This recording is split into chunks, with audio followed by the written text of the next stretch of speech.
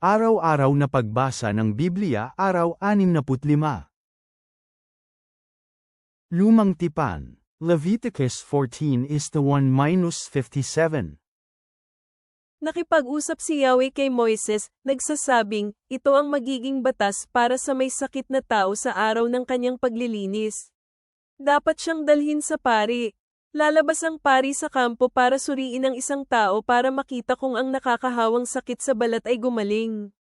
Pagkatapos ay iuutos ng pari sa taong lilinisin na dapat kumuha ng 2 buhay na ibon, kahoy na cedar, matingkad na pulang sinulid, at aisopo. Uutusan siya ng pari na patayin ang isa sa mga ibon sa ibabaw ng tubig tabang na nasa isang palayok. Pagkatapos ay kukunin ng pari ang buhay na ibon at ang kahoy na cedar, at ang matingkad na pulang sinulid at ang aisopo, at kanyang isasawsaw ang lahat ng mga bagay na ito, kasama ang buhay na ibon, sa dugo ng ibon na pinatay sa ibabaw ng tubig tabang. Pagkatapos ay iwiwisik ng pari ang tubig na ito ng 7 beses sa taong lilinisin mula sa sakit, at pagkatapos ay ihahayag ng pari na siya ay maging malinis. Pagkatapos ay pakakawalan ng pari ang buhay na ibon sa mga lantad na kabukiran. Ang taong nilinis ay lalaban ng kanyang mga damit, aahitin lahat ng kanyang buhok, at paliliguan ang kanyang sarili sa tubig, at pagkatapos siya ay magiging malinis. Pagkatapos ay kailangan niyang pumasok sa loob ng kampo, pero siya ay titira sa labas ng kanyang tolda sa loob ng 7 araw. Sa ika-7 araw kailangan niya ring ahitin ang kanyang balbas at mga kilay. Kailangan niyang ahitan ang lahat ng kanyang buhok, at kailangan niyang labhan ang kanyang mga damit at paliguan ang kanyang sarili sa tubig, sa gayon magiging malinis siya. Sa ika-8 araw dapat siyang kumuha ng 2 lalaking tupa na walang kapintasan, 1 babaeng tupa na 1 taon na walang kapintasan at 3/10 bahagi ng 1 epa ng pinong harina na hinaluan ng langis bilang isang handog na pagkaing butil, at 1 sisidlan na may langis. Ang pari na naglinis sa kanya ay patatayuin ng taong lilinisin, kasama ng mga bagay na iyon, sa harap ni Yahweh sa pasukan ng tolda ng pagpupulong.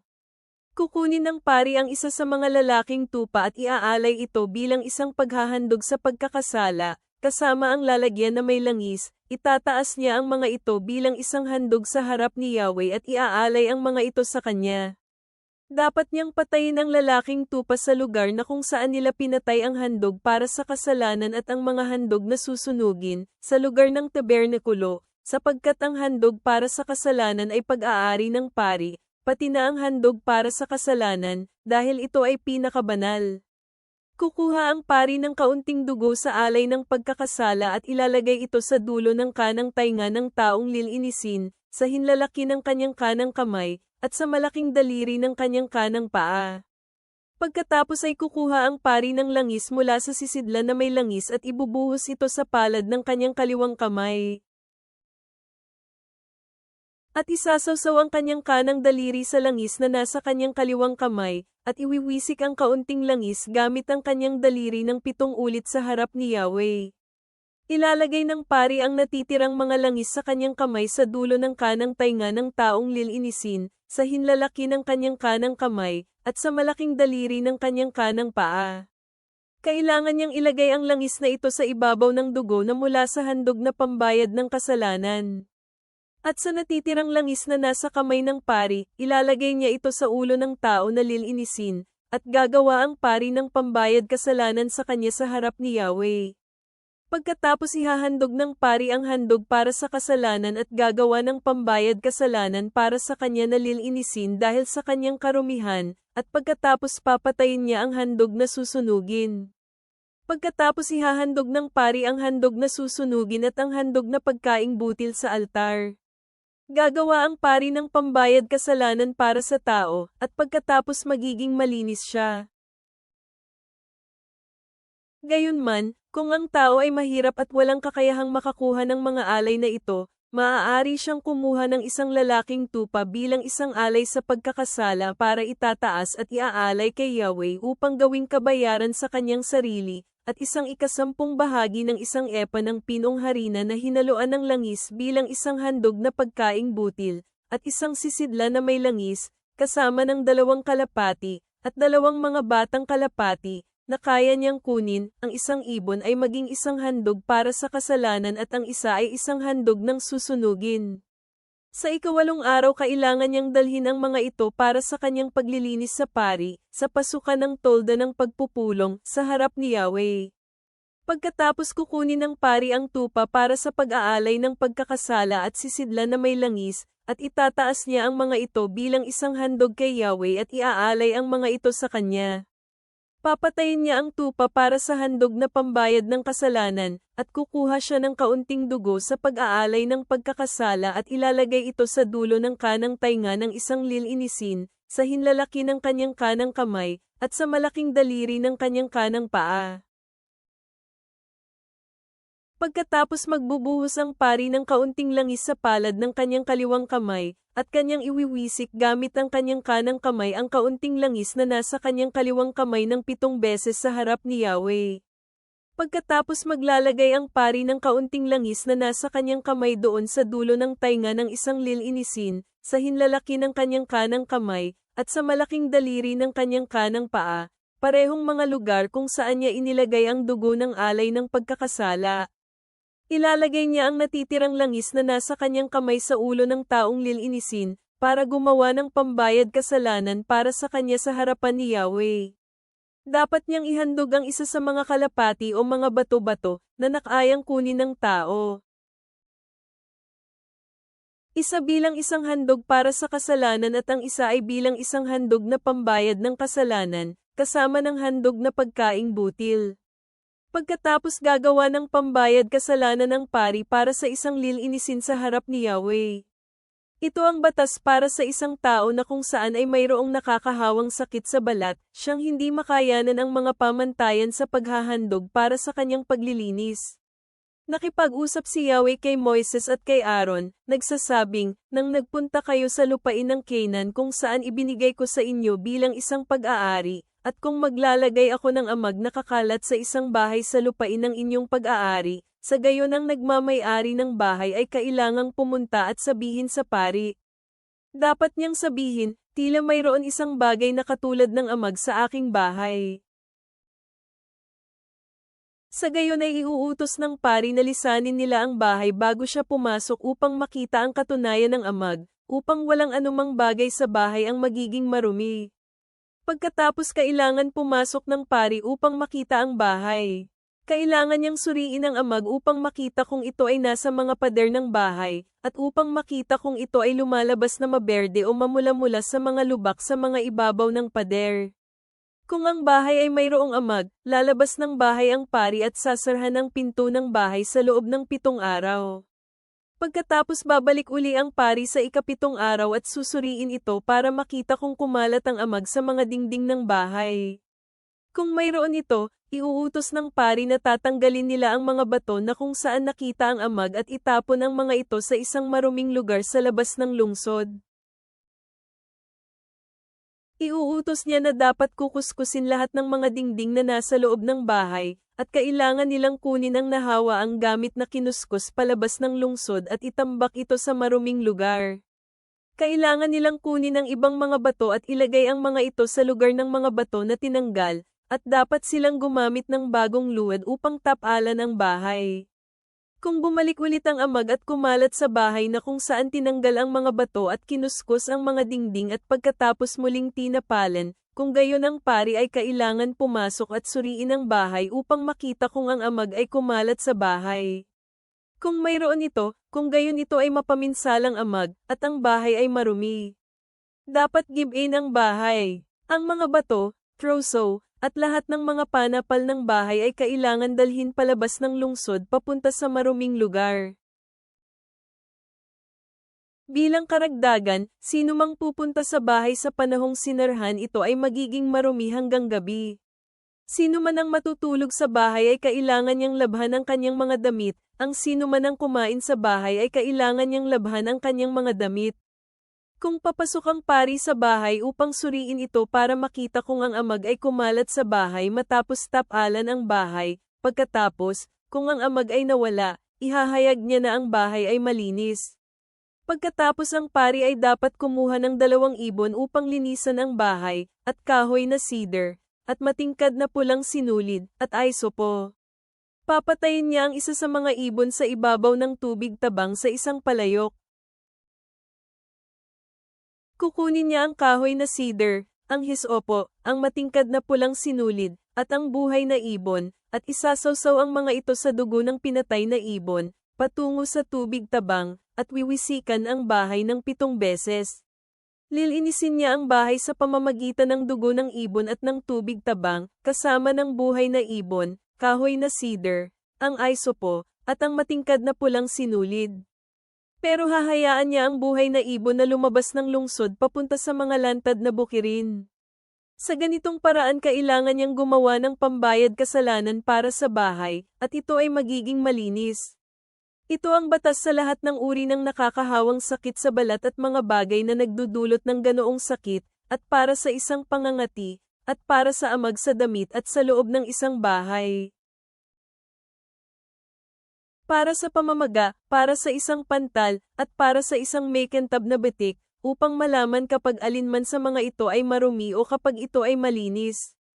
Ito ang batas para sa mga nakakahawang sakit sa balat at amag. Bagong tipan. Mark 13:1-31. Habang si Jesus ay naglalakad papalayo mula sa templo, sinabi sa kanya ng isa sa kanyang mga alagad, "Guro, tingnan mo ang kamanghamanghang mga bato at mga gusali." Sinabi niya sa kanya, "Nakikita ba ninyo ang naglalakihang mga gusali na ito? Walang isa mang bato ang matitira sa ibabaw ng kapwa bato, ang lahat ay maguguho." Nang umupo siya sa bundok ng mga olibo sa tapat ng templo, tinanong siya ng sarili na nina Pedro, Santiago, Juan at Andres, "Sabihin mo sa amin, kailan mangyayari ang mga ito? Ano ang magiging palatandaan na ang lahat na ito ay malapit ng mangyari?" Nagsimulang magsalita si Jesus sa kanila, "Mag-ingat kayo na walang sino man ang magligaw sa inyo. Marami ang darating sa aking pangalan at magsasabi, 'Ako siya,' at ililigaw nila ang karamihan. Kapag nakarinig kayo ng mga digmaan, at mga balita ng digmaan, huwag kayong mag-alala. Dapat mangyari ang mga bagay na ito, ngunit hindi pa ito ang wakas.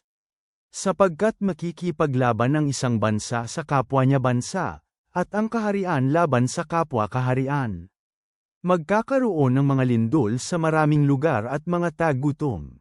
Ito ang mga pasimula ng paghihirap na tulad ng isang babaeng mangganganak. Maging mapagbantay kayo, dadalhin nila kayo sa mga konseho, at kayo ay bubugbugin sa mga sinagoga. Haharap kayo sa mga hari at mga gobernador alang-alang sa akin, bilang isang patuto sa kanila. Ngunit ang ebanghelyo ay dapat munang maihayag sa lahat ng mga bansa. Kapag hinuli nila kayo at ipasakamay sa iba, huwag kayong mag-alala kung ano ang inyong dapat sabihin. Dahil sa oras na iyon, ibibigay sa inyo kung ano ang dapat ninyong sabihin, hindi kayo ang magsasalita, kundi ang banal na espiritu. Ipasakamay ng isang kapatid ang kanyang kapatid sa kamatayan, at ang isang ama naman ang kanyang anak. Ang mga anak ay lalaban sa kanilang mga magulang at ipapapatay nila sila. Kayo ay kamumuhian ng lahat dahil sa aking pangalan. Ngunit sino man ang makatitiis hanggang sa wakas, ang taong yon ay maliligtas. Kapag nakita ninyo ang kasuklam-suklam na lagim na nakatayo kung saan ito hindi dapat nakatayo, intindihin ng bumabasa, tumakas papunta sa mga bundok ang mga nasa Judea, ang mga nasa bubungan ay huwag nang bumaba pa sa loob ng bahay, o magdala ng anupaman mula doon. At ang mga nasa bukirin ay huwag nang umuwi upang kunin ang kanilang balabal. Ngunit aba silang mga nagdadalang tao at nagpapasuso ng mga sanggol sa mga panahong iyon. Ipanalangin ninyong huwag itong mangyari sa panahon ng taglamig, sapagkat magkakaroon ng matinding kahirapan na wala pang kagaya mula ng simula, nang likhain ng Diyos ang daigdig hanggang sa ngayon at wala nang mangyayari pa na katulad nito. Maliban na lang kung paiksiin ng Panginoon ang mga araw, walang sino man ang maliligtas. Ngunit alang-alang sa mga hinirang na mga pinili niya, paiiksiin niya ang bilang ng mga araw. At kung may nagsabi sa inyong, tingnan ninyo, nandito ang Kristo, o tingnan ninyo, nandito siya, huwag ninyo itong paniwalaan. Sapagkat lilito ang mga bulang Kristo at bulang mga propeta at magbibigay ng mga himala at kababalaghan upang linlangin, kung maaari, maging ang mga hinirang. Maging mapagbantay kayo. Ngayon pa lang ay sinabi ko na ang mga bagay na ito sa inyo. Ngunit pagkatapos ng matinding kahirapan sa mga araw na iyon, ang araw ay didilim at ang buwan ay hindi na magliliwanag. Ang mga bituin ay mahuhulog mula sa langit at ang kapangyarihan na nasa kalangitan ay mayayanig.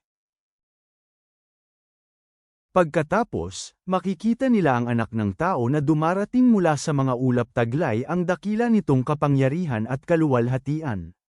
Pagkatapos ipapadala niya ang kanyang mga anghel upang tipunin ang kanyang mga hinirang mula sa apat na sulok ng mundo, mula sa mga dulo ng lupa hanggang sa dulo ng langit.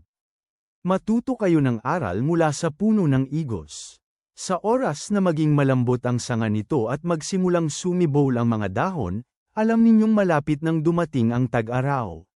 Gayon din, kapag nakita ninyong nangyayari ang mga bagay na ito, alam ninyong malapit na siyang darating, malapit sa mga tarangkahan.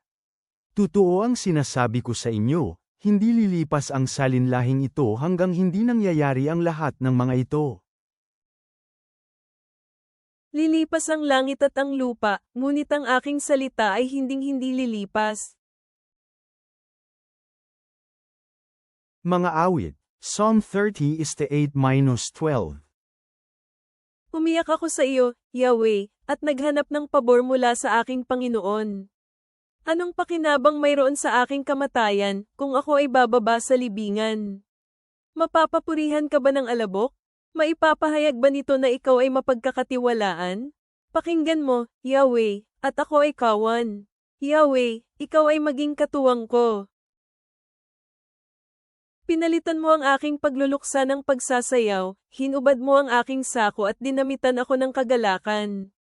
Kaya ngayon ang naparangalan kong puso ay aawit ng papuri sa iyo at hindi mananahimik, Yahweh aking Diyos, magbibigay ako ng pasasalamat sa iyo magpakailanman. Ama naming nasa langit, kami ay lumalapit sa iyo nang may pasasalamat sa gabay na natatagpuan sa iyong salita. Habang kami ay nagmumuni-muni sa mga batas ng paglilinis sa Levitiko, tulungan mo kaming makilala ang pangangailangan ng paglilinis sa aming sariling buhay, sa katawan man o sa espiritu.